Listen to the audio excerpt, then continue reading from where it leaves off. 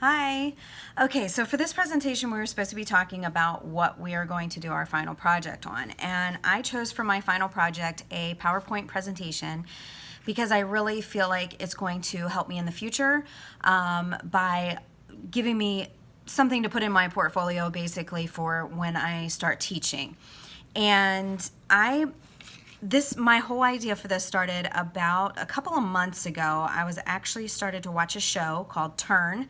It's a really interesting show. You should watch it. And the whole show is basically about the Culper spy ring, which was spies for Washington during the Revolutionary War. And it's all about the details of the spy ring, how it got started, how they used codes, what languages they talked in, so far as the code language, how they experimented with some things and some worked and some didn't work.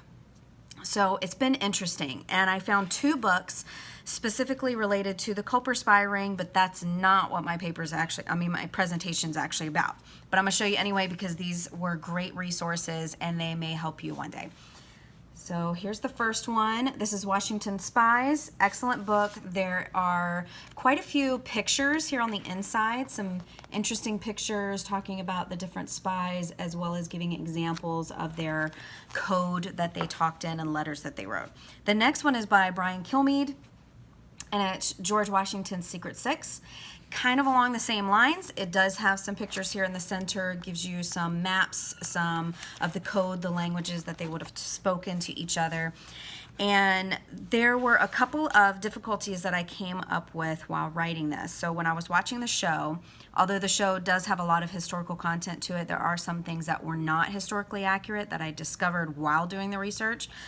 But there was a particular character. It was the house servant to one of the spies for Washington, and how she got roped into being a spy as well, and basically how it changed her life. And I really started thinking about the slaves that were during the Revolutionary War and those who acted as spies, because there were quite a few of them. But an issue that I had while doing the research was that many of the slaves were not educated to the form of being able to read and write. So this was a problem. And those who did know how to read or write didn't want to talk about it because that could be bad for the slave owner. So they kept it a secret because they didn't want any repercussions from that. So finding information that was either written by those particular spies or that was written about them and named them by name is pretty difficult. Not impossible though. I did find some, but I did need to broaden my search a little bit. I'm going to be talking about the methods of spying that they used back then. I'm also going to be talking about not necessarily the Culper spy ring, although I do talk about it a little bit in the presentation, but about the women, the children, and the slaves that were involved in spying for the Patriots during the Revolutionary War.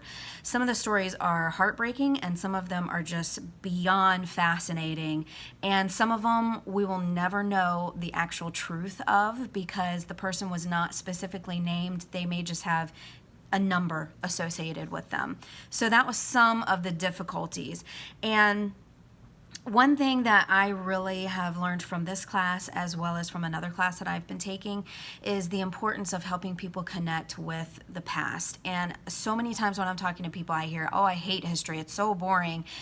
And to me, history is fascinating, and I love the stories, and I love hearing all about the things that happened and how our world has changed. But so many people don't have that appreciation because they cannot find themselves in the past. And I really think that we as teachers need to make sure that we help those people, such as the Black Americans, such as women, such as children, especially when we're teaching to children, to be able to show them examples of themselves in the past. And so just some things that I've learned and some things that I look forward to learning as I do a little bit more research towards the end of the week here. So I hope you guys are having a wonderful time, and I hope you look into this more because it is so fascinating.